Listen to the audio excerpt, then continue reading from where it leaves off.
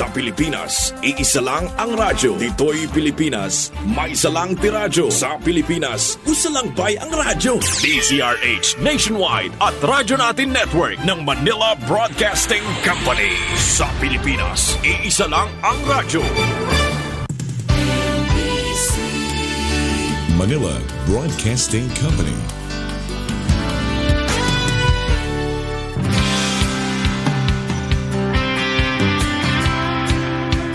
Aniya na ang programa sa kahanginan para sa atong mga mag-uuma. Hatod kaninyo sa Departamento sa Agrikultura. Tuwang ng mga magsasaka. One Day on Air. Ani at kita on Corn and Cassava Production. Dadagdagan ang kaalaman sa kabuhayan.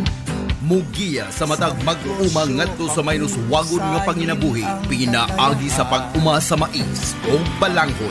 One Day on Air. Ani at kita on Corn and Cassava Production.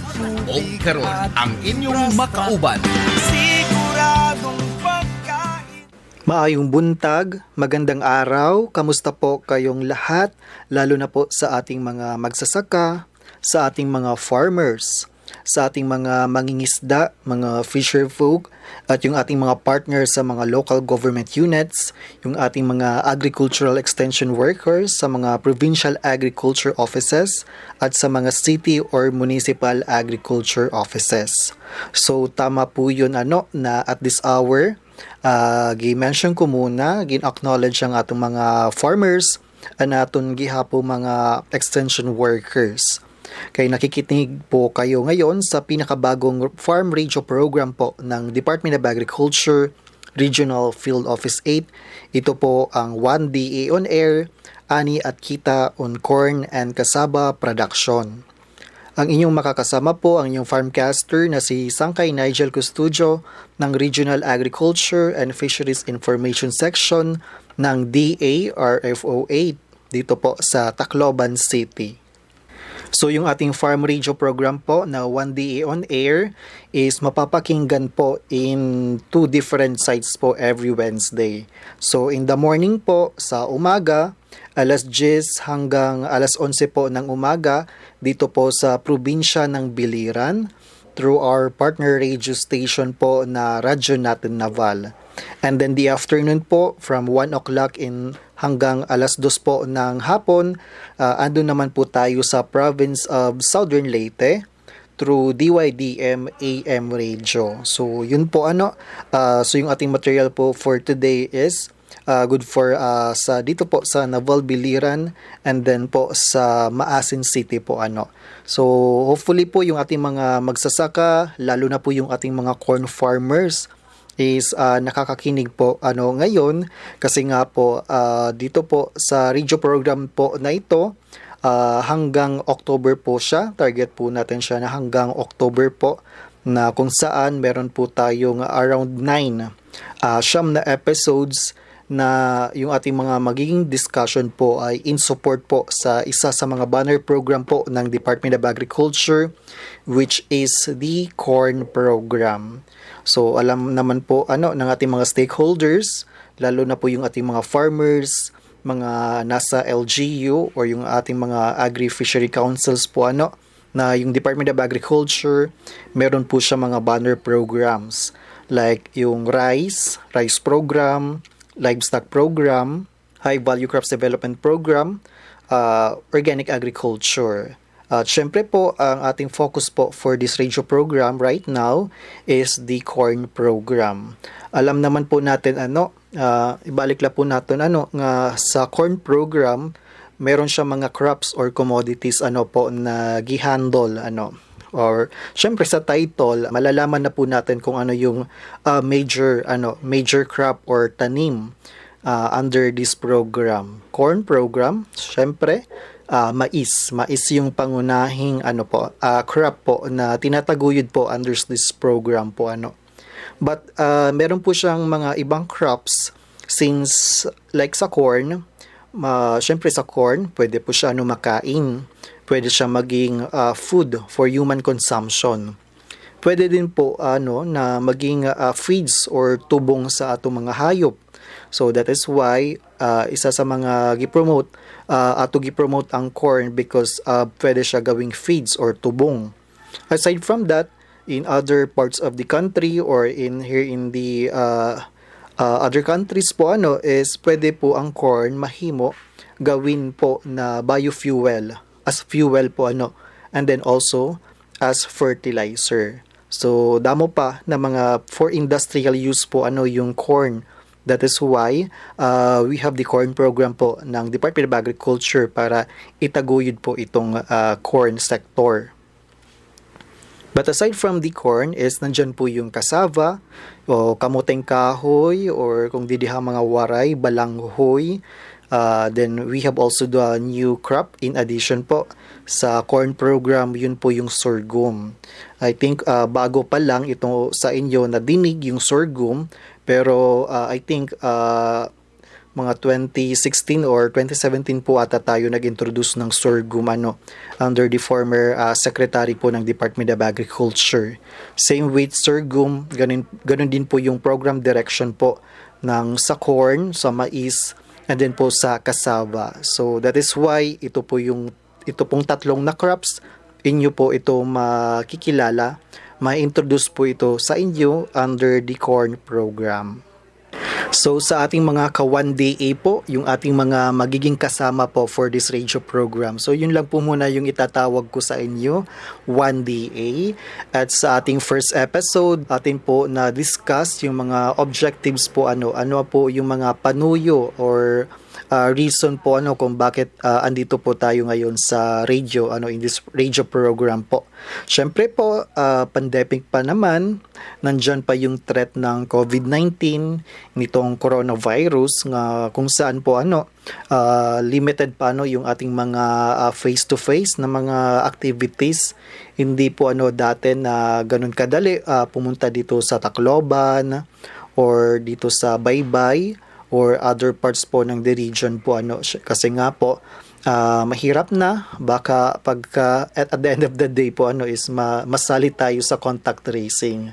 So baka ma-quarantine ka for ilang days, 2 weeks, so ganun po syempre aside from the COVID-19 po na mag-iisang year na andyan po yung mga bagong variants po na dapat natin masundin pa natin po yung mga protocols mga minimum health standards po na ini-implement ng ating mga health authorities. So that is why very important po na itong radio na kung saan no need naman po na mag face to face.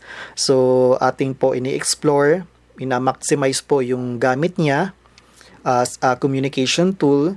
So we are thankful po na like every Wednesday kapartner po natin yung radyo natin na Val po dito sa Biliran Province, and then sa Southern Leyte po yung DYDM po para po andyan po makontinue po natin yung ating pagbibigay, pag-update po ng mga technologies, mga programs, projects po at services po ng Department of Agriculture, at the same time po yung ating mga partner local government units po, kung yung pwede natin maibigay sa ating mga nagsasaka po ng mais at ng kamoteng kahoy. So yung ating radio program po is hanggang October lang po siya so very limited lang po. So let us make sure po na ma-maximize po at kahit 1 hour lang po siya every week, inyo po kaming makasama. So, inuulit ko po yung ating schedule po kung nandito po kayo sa province sa Biliran, specifically dito sa Naval Biliran, nandito po yung ating partner radio station na radyo natin Naval. It's 10 o'clock hanggang alas 11 o'clock in the morning. And I think yung ating mga partner radio stations ay merong mga mini-maintain na mga social media accounts like sa Facebook na kung saan nila live stream nila yung kanilang mga radio program. So that is why hindi lang makater yung ating mga farmers na nakikinig sa mga radio, pwede rin po yung ating mga netizens, yung ating mga my Facebook accounts. Pwede nyo i-visit yung kanilang mga pages at doon kung available yung live streaming, at least hindi pwede real time at pwede rin nyo po ma-review, pwede nyo balikan yung aming mga episode. But I think andyan naman po yung ating mga local agriculture offices, yung kanilang mga extension workers naman po na like right now nasa Tacloban naman yung regional office, pero andyan naman yung inyong mga provincial agriculture offices, yung inyong city or municipal agriculture office, ang iyong MA, ang iyong mga AT on corn nga pwede maghatag madali po nyo na mapupuntahan,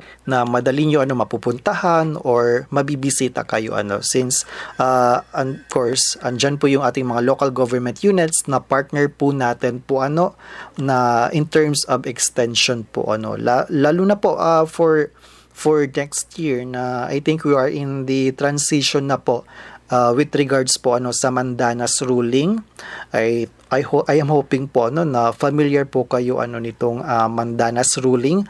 I think kasi malaki po yung magiging role niya po in terms sa extension work po para po sa ating mga magsasaka. Malaki po yung role na nagagampanin po ng ating mga local government units. So mas maganda na po na andyan na may establish po natin yung interaction, coordination efforts po between the farmers at ng ating mga local government units. So sa ating mga masunod po na episodes, i-review lang po natin po na hanggang October lang po yung ating radio program. Mayroon lang po tayong 9 na episodes na on the first part, like today yung ating focus po is into corn production, and then sa second part naman po siguro mga September and then October po is into kasaba naman po tayo sa balanghoy or kamoteng kahoy. So, yung primary naman po natin mga discussion, we will be inviting mga resource persons dito po sa DE Regional Office or dito sa ating partner na PLGU sa province. Mga resource person po na i-discuss yung mga emerging or mga trends po na dapat alam na ng mga nagtatanim ng corn or cassava. At the same time po, naman po na support na pwede ibigay ng Department of Agriculture. So for that 9 episodes po, we are hoping po na makover po natin po yung mga trends, mga emerging na mga concerns po na dapat alam po ng ating mga corn or cassava farmers. At the same time, naman po yung mga support interventions po na pwede ibigay or available po dito sa DA, sa Department of Agriculture, at the same time po sa ating mga local government units. So, technology, awareness din po sa ating mga programs, projects, and services. Of course, para po in package na po yung ating ibibigay na information po sa ating mga magsasaka. So hopefully for the next episode po every Wednesday po in this partner radio station, samahan niyo po kami na para po maging masaya po tayo at of course maabot po natin yung twin goals po ngayon ng Department of Agriculture under po sa pamumuno leadership ni Secretary William Dar, na kung saan gusto natin po maabot ang ani at kita, masaganang ani at mataas na kita. So you will be encountering po yung mga terms na yan sa ating mga masunod na mga episode, ang masaganang ani at mataas na kita. Syempre, kita po ng mga farmers, yun po yung dapat natin i-aim po yun po yung ating try to achieve na maghitaas po aton production, ato na harvest, at the same time marketing support, income. Since farming naman po is our source of livelihood, let us make sure naman po na hindi tayo nalulugi na dati problema ng ating mga farmers, na pwede tayo maging entrepreneur. At the same time, meron talaga pagkukuwaan na source of income ang agriculture sector. I know na marami na talaga na document na yumaman into agribusiness. But we are hoping po na through this radio program, makakonect kami, or meron po tayo na siguro this will be our first step po na meron tayo makilala ng mga farmers, maybe from Biliran or Southern Leyte or other parts pa ng Eastern Visayas, na magpapatunay talaga na there is money in agriculture. So yun po ang ating always nasa mindset po natin maybe in this radio program or sa iba pa natin na mga activities. So masaganang ani, mataas na kita. Yun po yung twin goals ng Department of Agriculture ngayon under the leadership of Secretary William Dar. Maliban po sa ani at kita, isa rin po sa mga terms na madalas po natin mababanggit, mapapag-usapan ang One Day Reform Agenda. So ito po yung One Day Reform Agenda ni Secretary William Dar po Kasi nga po for year 2021, this year po yan is target po ng Department of Agriculture na yung agriculture sector is magkaroon po ng target growth po na around 2.5%. So yun po yung target po ng Department of Agriculture sa growth rate po for year 2021. Ma-achieve po iyang 2.5%. And that 2.5%, meron po tayong inilatag po na around 18 na key strategies, mga estratehiya po kung paano po natin maaabot yung 2.5% na para po sa ikauunlad po ng sektor panagrikultura. Siguro hindi lang po ngayon na 2021, but siguro po sa mga susunod pa po na mga taon. So atin lang po balikan na po yung 18 po or 18 po na key strategies under the One Day Reform Agenda ni Secretary William Dar. So meron po siyang 4 groups. Pwede po siya, madali po siya ma-memorize yung 4 lang kasi let's say categories siya or groupings po So may 4 po na groups yung One Day Reform Agenda. First po dyan yung consolidation. Number 2 po yung modernization. Number 3 po is industrialization. And ikap-4 po is professionalization. So yun po yung 4 major groups or components po nitong One Day Reform Agenda. So kung ulitin po natin is consolidation, modernization, industrialization, and professionalization. So yun po. So yun po, consolidation, modernization, industrialization, and professionalization. So doon naman po tayo sa 18 po I think sa last po na episode is atin po ito na-discuss na, but i-review lang po natin yung ating 18 na key strategies under the One Day Reform Agenda. So yung number 1 po is Bayanihan Agri-Cluster. Bayanihan Agri-Cluster. So I think familiar po kayo nito na dati kilala sa F2C2 or yung Farm and Fisheries Consolidation and Clustering. So, yung ating lamang primary objective for this Bayanihan Agri-Cluster na yung ating mga farmers is maging organized. So, into farmer associations po member po yung ating mga farmers sa mga association, organization, or kooperatiba. Kasi nga po, yun yung primary natin na target po ng mga beneficiary, yung mga grupo. Siyempre po, mas madali po mabigyan yung ating mga naka-group ng mga farmers kasi nga po malaki rin po yung ating ibinibigay na investments na hindi lang po for the benefit ng isa lang farmer, but kinukonsider po natin na mag-benefit po lahat ng mga farmers sa isang community, and then po ma-maximize po yung gamit ng mga interventions, lalo na po yung mga machineries, mga equipment tulad po ng tractor. Yung second po na key strategy is collective action and cooperatives development.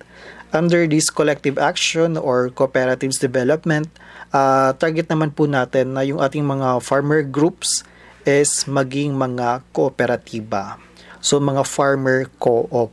Alam naman po natin na may mas malaki yung role, mas maganda yung kanyang bargaining power, or mas madali siya makapag-convince or makikipag-negotiate po sa ating mga other key players po sa agriculture sector pag yung ating mga farmers is into farmer co-op na po especially with the big markets po mga factories, mga nasa private sector, especially kung merong mga investments or mga funding po capital na magiging involved, mas maganda po yung ating mga farmer groups ay mga farmer cooperatives.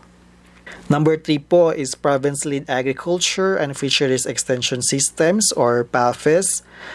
For this year, na-spearhead po natin ito dito sa province ng Southern Leyte. Ito pong PAFIS naman po is one of our response po dito sa Mandanas ruling. So, I think meron na rin po tayong mga activities na kinandak para po sa province of Southern Leyte as the pilot site po nitong ating PAFIS or Province-Led Agriculture and Fisheries Extension Systems. Number 4 po is yung mobilization and empowerment of partners. Malaki pa rin po ay yung role ng private sector po sa ikakaunlad ng sektor panagrikultura. So it won't be the work lang po ng Department of Agriculture, ng mga local government units, but andyan po yung private sector. Itap po natin yung private sector sa pagbigay po ng tulong sa ating mga magsasaka. Number 5 naman po na key strategy is diversification. We are promoting po na mag-crop diversification po yung ating mga farmers, not like hindi lang po na into coconut farming lang, into rice, into fisheries, but you can explore like po yung corn, yung cassava. Pwede nyo po diba intercrop kung meron po kayong mga coconuts or kung meron din kayong rice, So yun po, pwede kayong magpalitan ng crops, ganun po. So dito po sa ating office sa Department of Agriculture, we are promoting po na into diversification po yung ating mga farmers. Syempre naman po yung ating ibang crops is into long term. I think isang cropping lang meron iba talaga na isang cropping lang po for a year. But meron naman po into 3 months lang, like yung ating mga vegetables, mga cash crops. So yun po, hopefully yung ating mga farmers i-consider po yun para po patuloy po yung income nila. Number 6 naman po is credit support.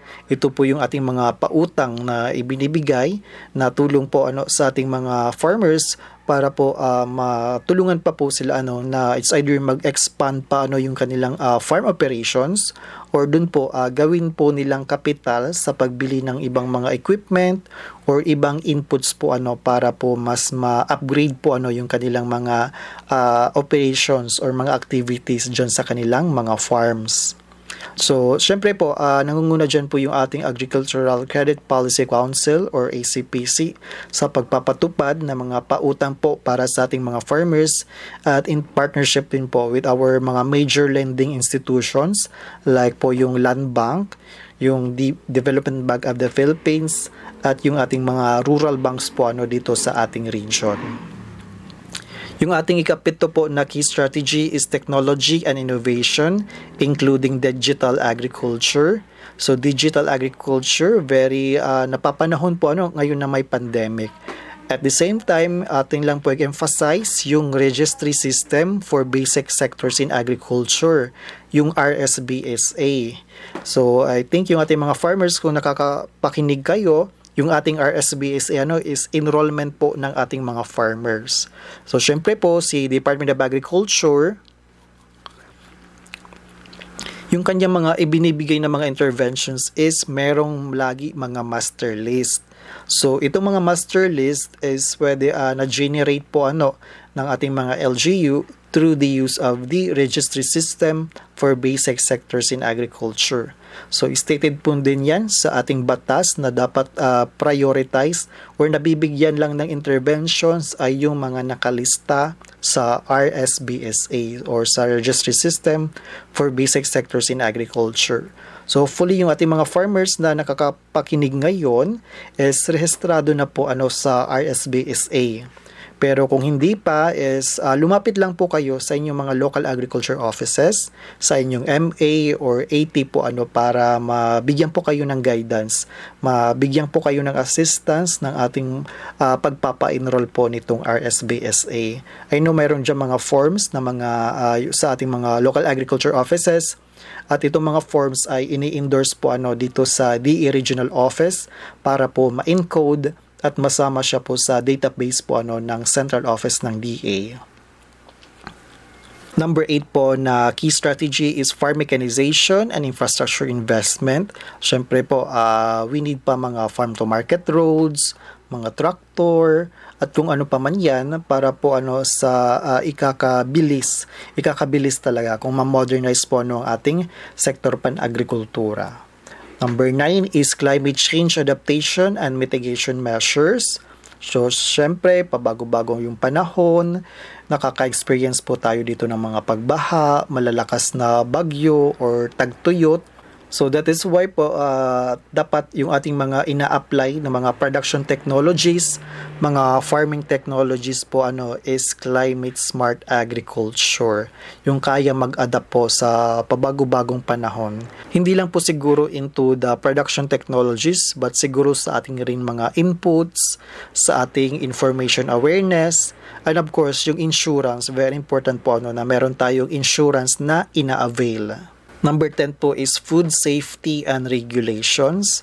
That is why po ating pa pinagpapatibay yung ating research na component na yung ating mga products po, mga farm products na tikang ato mga is nakakapasa po sa mga standards na po ng ating like FDA or kung ano pa yan na nasa market. Of course, we want to promote naman po na safety pag nakain po itong ating mga produkto ng ating publiko is walang side effects po or at least i-maintain po natin like for like this year po nandiyan yung threat pa rin ng African swine fever po sa ating hog industry.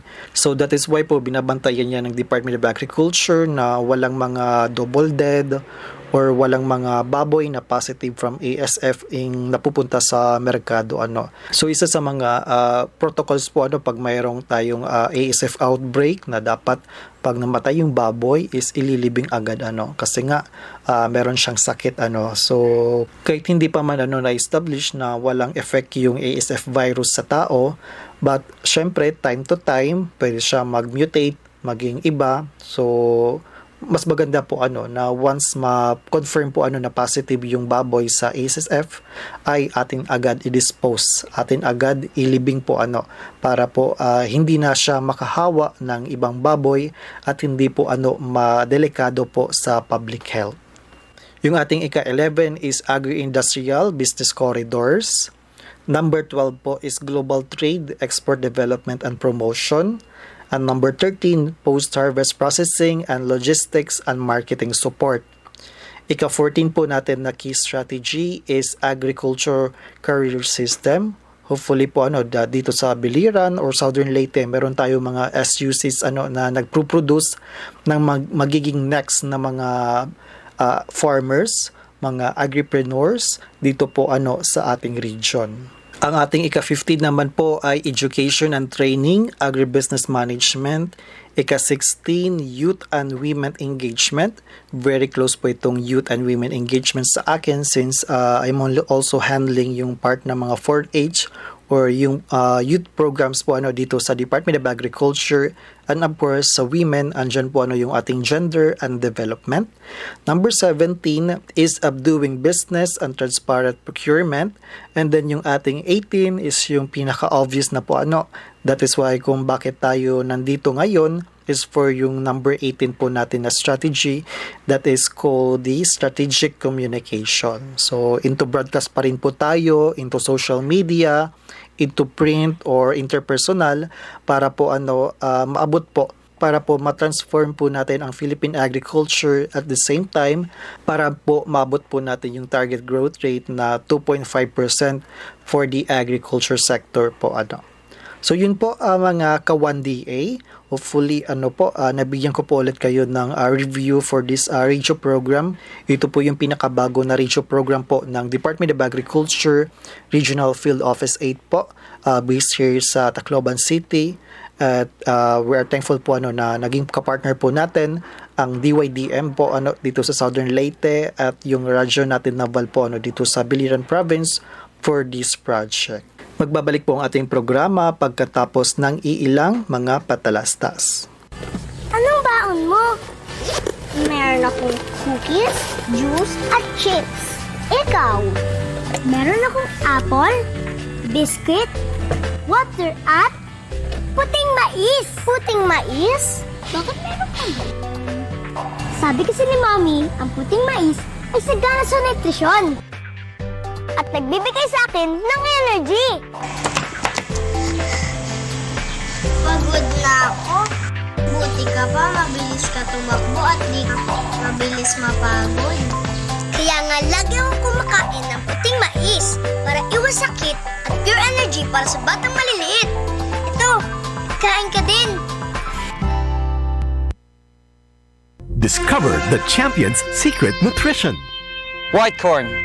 Siksik sa protein at vitamins. Sagana sa carbohydrates at minerals. May sarap sustansya para sa atleta. For game time energy. For game-long stamina. Winner! White corn. Champions in nutrition. Mag-White Corn. Champion energy and stamina para sa atleta. At para sa iyo.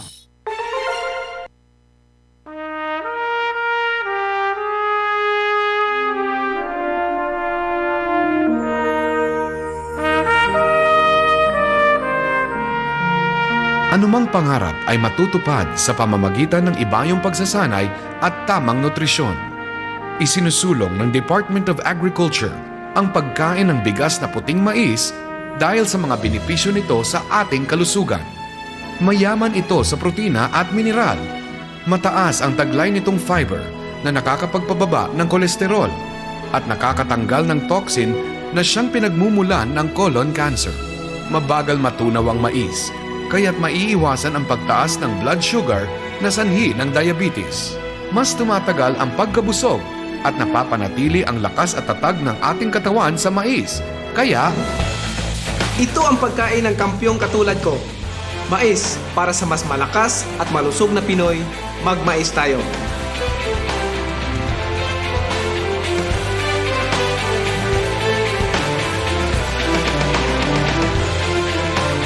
ang mensaheng ito ay hatid sa inyo ng Department of Agriculture at ng himpilang ito.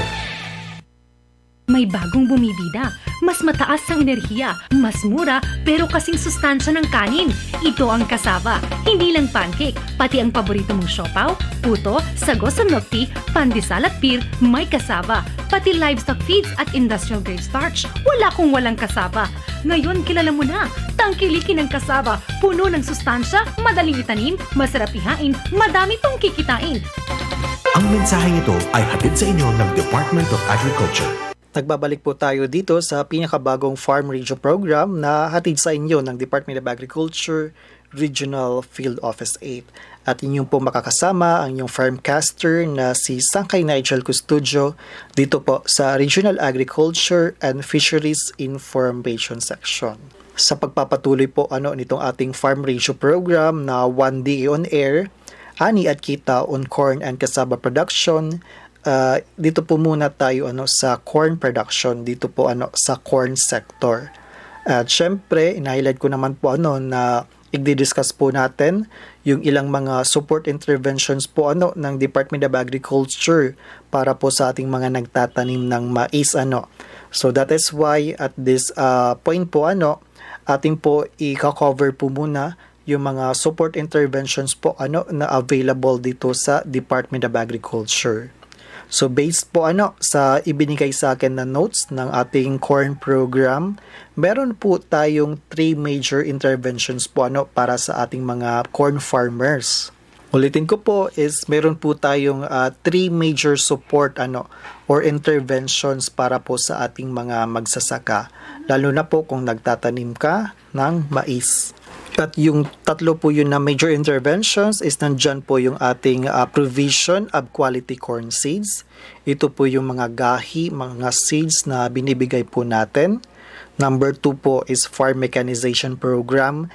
And then yung number 3 is distribution po ng post-harvest facilities.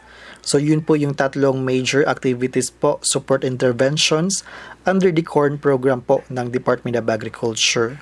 Yung provision of seeds, yung distribution of corn seeds, number 2 is yung farm mechanization, and then yung pangatlo is yung ating post-harvest facilities. So dito po tayo sa first po na major intervention po ng Department of Agriculture para sa ating mga corn farmers ay yung mga binibigay po nating mga libre na corn seeds. So libre po siya na mga corn seeds po para sa ating mga magsasaka. Para po sa kaunting na background is yung procurement po nagpro-procure po tayo ng mga seeds from the private sector sa ating business sector sa mga ibinibigay po natin na seeds.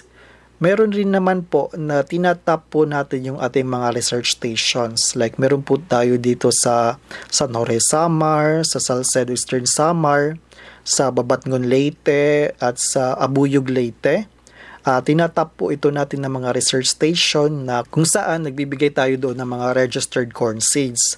Tapos pinapatubo nila ito at yung na-produce, yun po yung ating dinidistribute sa ating mga target beneficiaries.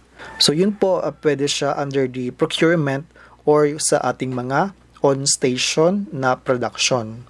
So yun po, objective po nitong ating support is masustain po natin yung supply ng quality corn seeds dito sa ating region para rin po merong pinagkukunan yung ating mga farmers ng magagandang quality or variety po ng corn seeds. Pwede din po yung ating mga local government unit sumunod sa ganitong approach. Meron po tayong tinatawag na community seed business banking. So yung ating mga local government unit, kung gusto nyo into local production ng mga seeds na ibibigay sa inyong mga farmers is pwede din po kayo dito. So paano po makaka-avail yung ating mga corn farmers nitong mga seeds na ibinibigay ng Department of Agriculture?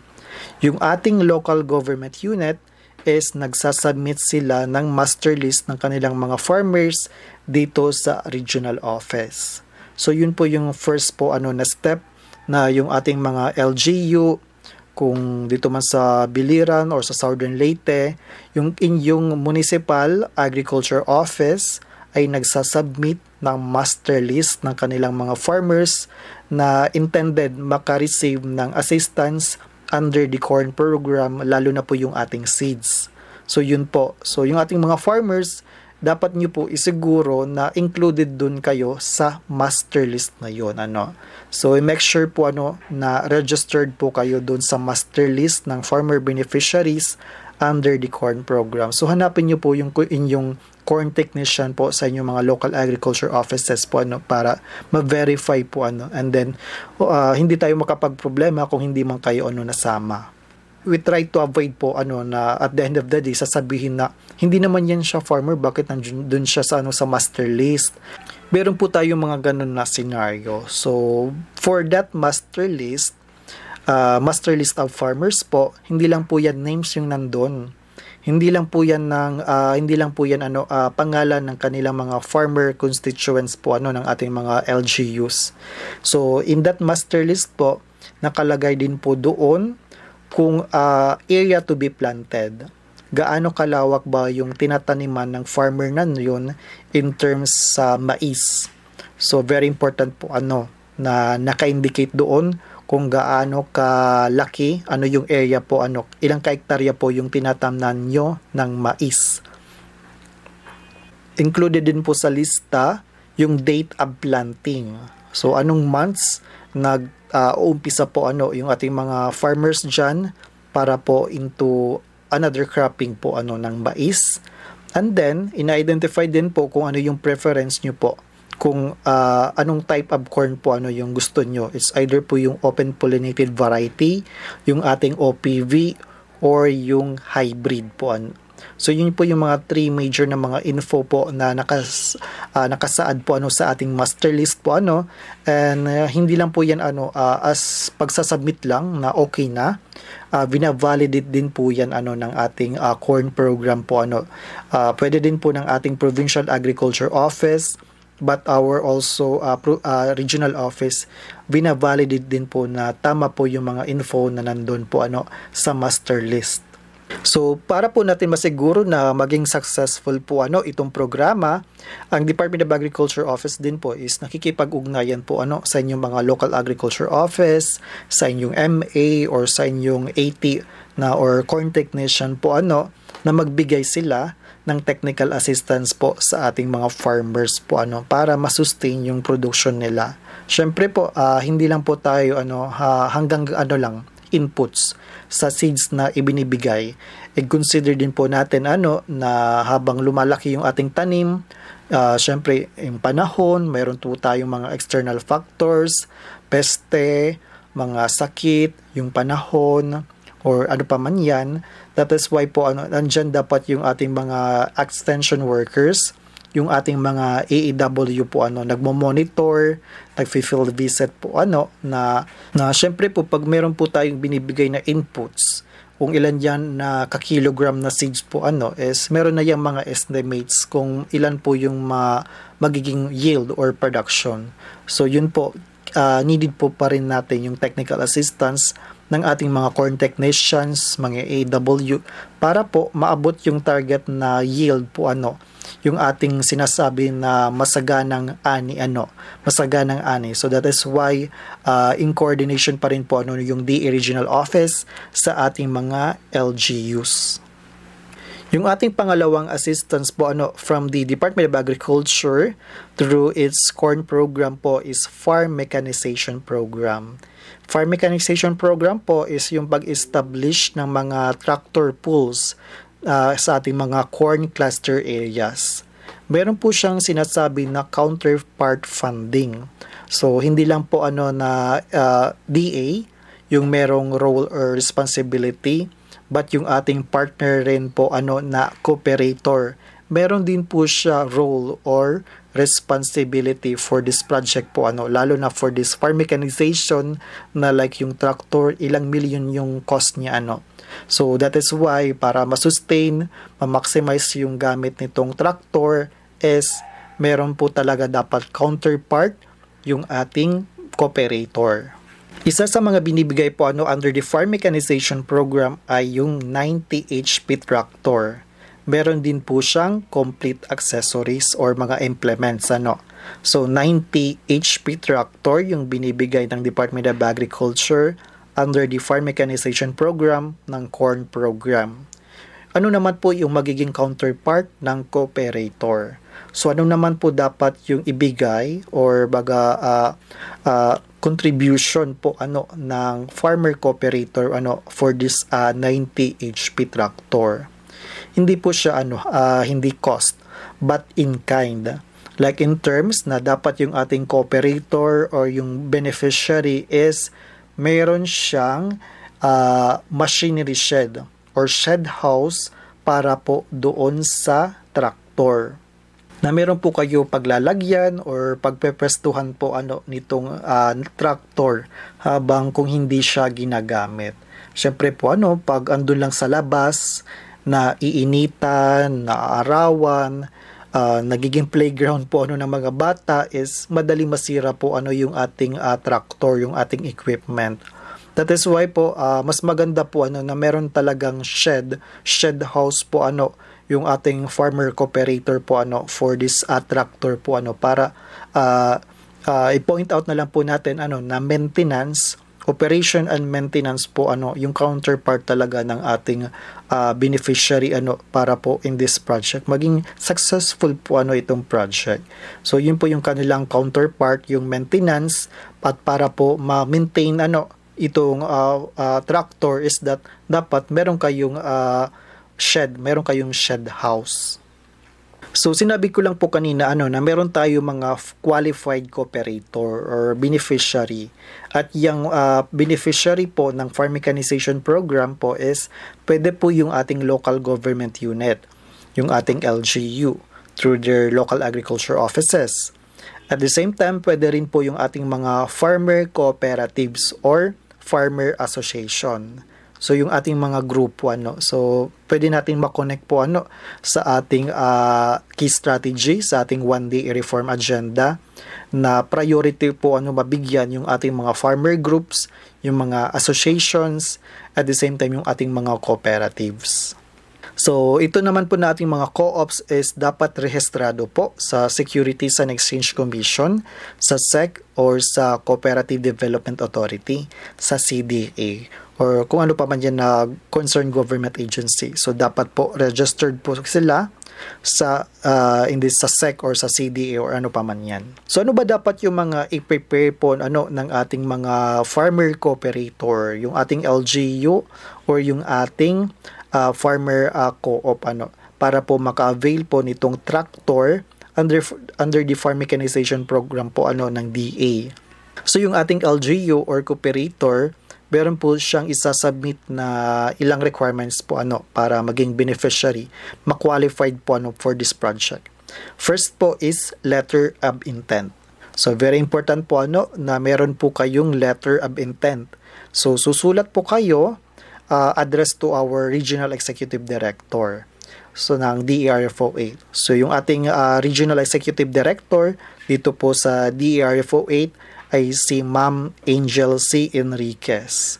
So, Angel C. Enriquez, CESO 3, siya po ang ating Regional Executive Director dito po sa Department of Agriculture, Regional Field Office 8. So, yun po, yung pinaka-basic po is letter of intent. Susulat po kayo dito sa aming office. Pwede pa yan naka-type or handwritten or encoded. Basta or any language, magbisaya ka man, magwaray, Tagalog, English, basta po may intindihan po natin. Very important din po na ilagay nyo rin po doon ang inyong contact numbers. Ang inyong contact numbers, ang inyong address, para rin po madali makag-feedback po yung ating mga technical person po yung ating corn program in terms po na meron mang kulang or ano pa yung next step po kung gusto niyo mag-avail po ng ating tractor. Number 2 naman po is board resolution from the cooperative or barangay, municipal or provincial board authorizing the cooperator to enter into contract with the RFO 8. Number 3 po is certification on the availability or provision of counterpart funds. And number 4 po naman is memorandum agreement. So yun po yung ilan na mga documentary requirements po para po maka-avail nitong farm mechanization program, like yung ating 90 HP tractor para po sa ating mga farmer groups na into corn production. Yung ating pangatlo naman po na major intervention po under the corn program po ng DERFO 8 is yung provision of post-harvest facilities like yung corn mill, corn sheller, hermetic cocoon, vacuum pack sealer. So marami pa po to sila na mga post-harvest facilities when you're into corn production. So, itong mga post-harvest facilities, binibigay po ng Department of Agriculture. These are provided with the Department of Agriculture. Ganon din po na sa ating farm mechanization na dapat may counterpart yung ating farmer cooperator na shed house. Ganon din po dapat yung ating beneficiary is meron siyang shed house. So, meron pagpepestuhan, paglulugaran yung ating mga equipment, especially pag hindi siya nagagamit.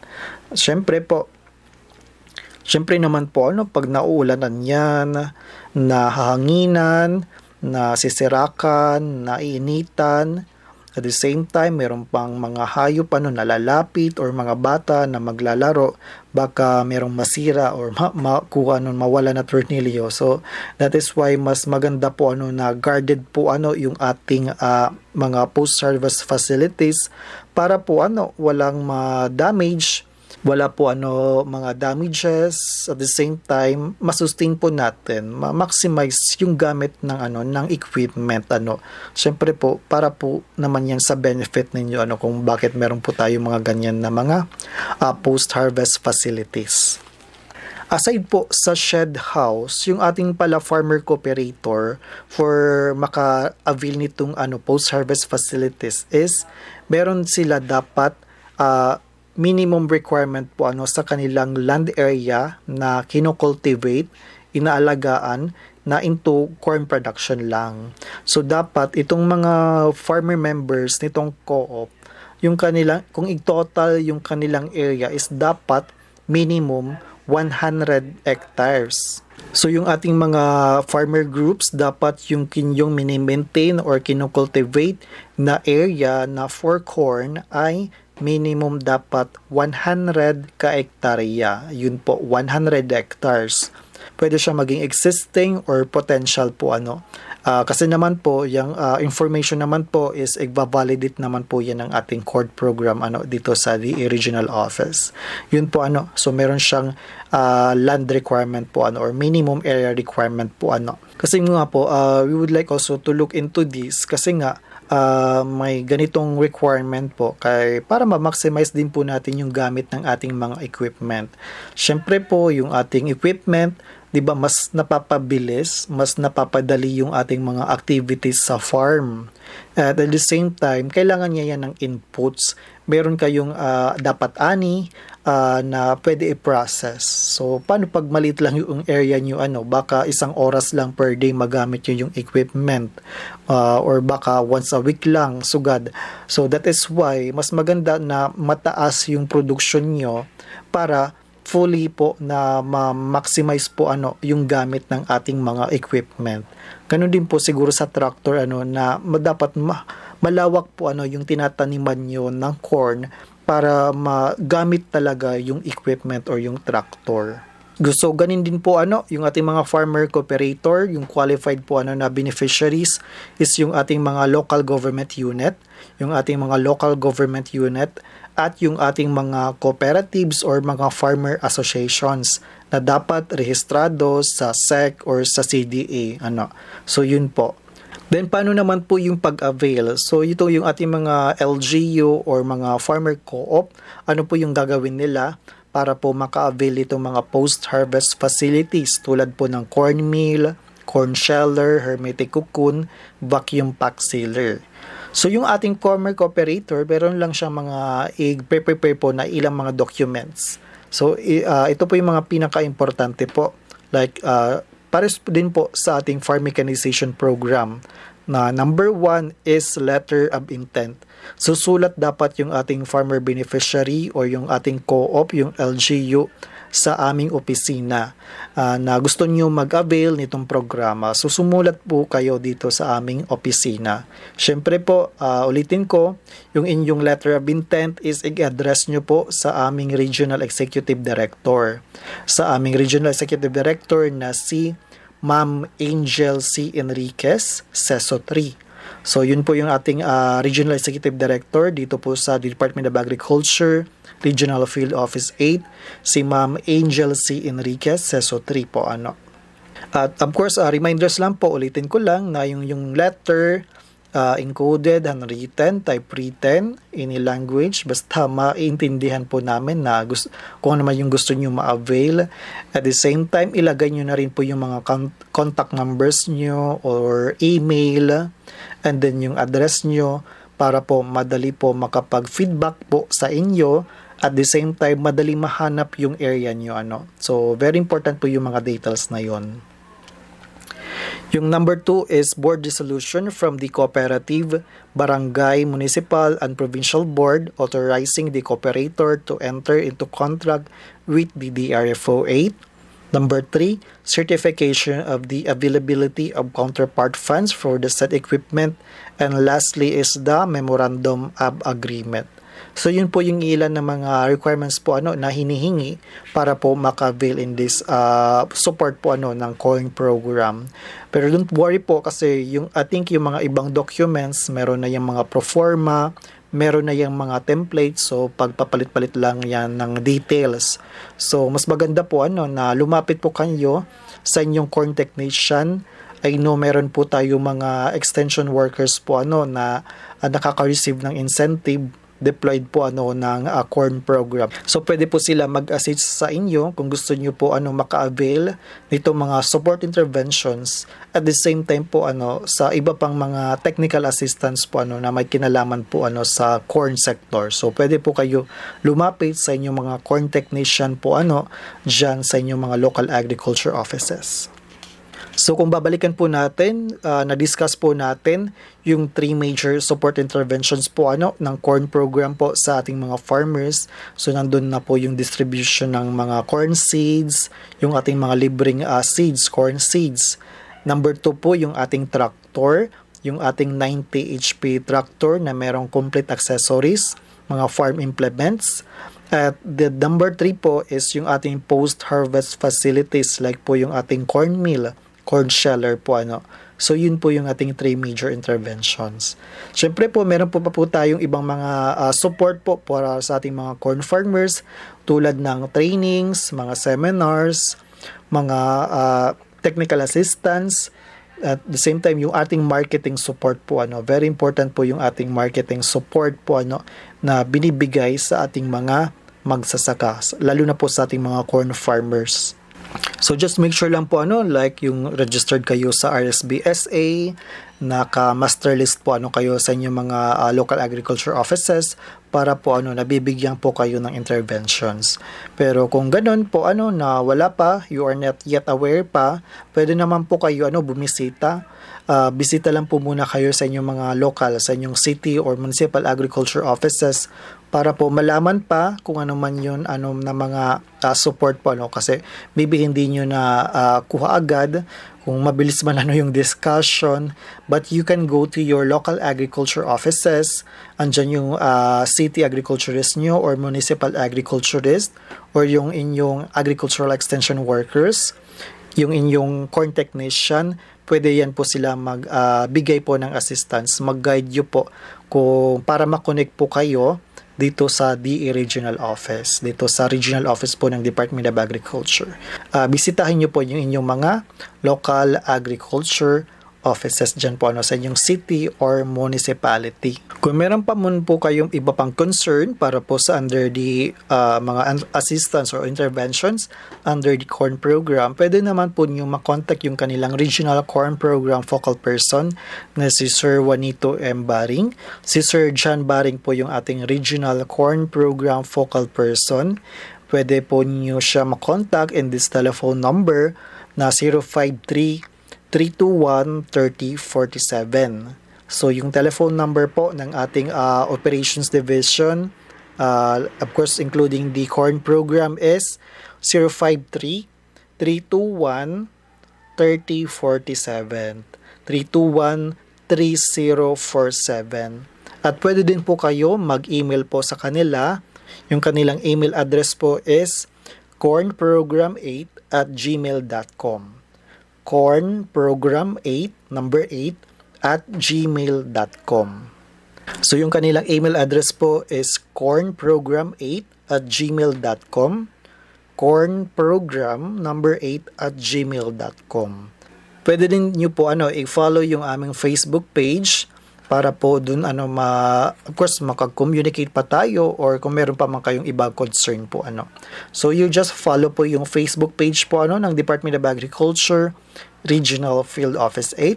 Kung hawak nyo nga man ngayon yung kanyang mga phones, naka-open kayo ng kanyang mga Facebook app, search nyo lang po yung Department of Agriculture Eastern Visayas. Department of Agriculture Eastern Visayas. So yun po yung official po na Facebook page ng DRFO 8. So makikita nyo po doon yung updates po, mga farming tips. I think we have also that farming tips po into corn na fini-feature po natin every Tuesday. So every Tuesday po sa ating Facebook page, meron po tayo binibigay ng mga farming tips sa corn production. At andun po yung ibang updates po from the DA Regional Office. Doon po nyo po makikita yung ibang activities or programs po ng Department of Agriculture. So hopefully po para po sa ating mga corn farmers, ating mga ka-1DA, nakuha nyo po, naging inform po kayo, naging aware po sa ilang po na mga support interventions po ng ating opisina, ng ating Department of Agriculture Regional Field Office 8. I know naman po na meron pa tayong mga ibang activities na kung saan pwede po tayo makapag-usap pa or maybe yung munisipyo they can invite naman po yung ating technical person po, lalo na po sa corn program.